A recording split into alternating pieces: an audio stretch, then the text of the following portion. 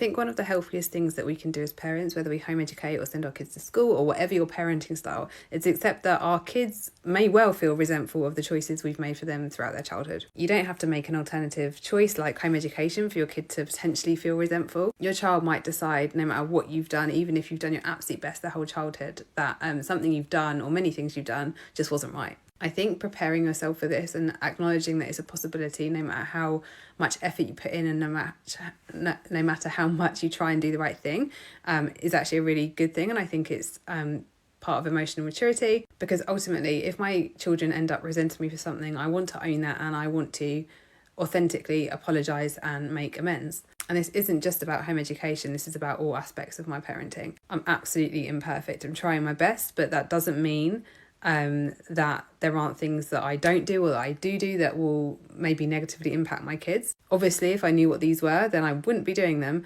That is just part of parenting. You don't get a manual for this stuff. When it comes to limiting opportunities, I've got some thoughts about this. No matter what we do, if we choose to do something, we are automatically saying no to something else, because obviously we have limited time. So I could easily say, if you go to school, then you're not going to circus school or forest school or art college at 14, when you're in school. If you go to school, then you don't have unlimited time to explore your passions and interests. You have to fit that around schooling.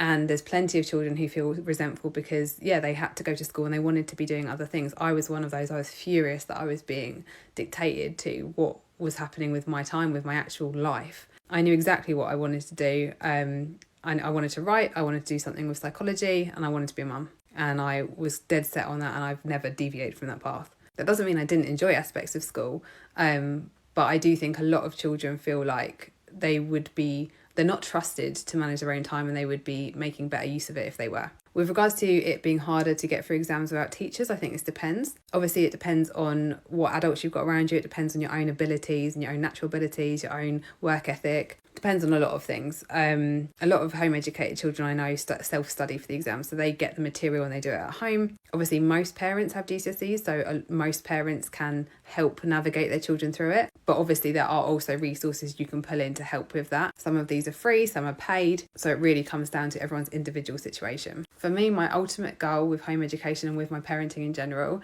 is to provide my children with the foundations and the skills, or to help them acquire the skills they need to have a happy, fulfilling life. But there's no way you can do that by age 18. By the time my official full-time job is over as a parent, their learning is going to go on throughout their whole life. And so I'm trying to set them up with a base, a fundamental love of learning and an ability to do that will take them through their whole lives, not till they're 16 and just till they get GCSEs. I hope that helps. Feel free to ask any questions.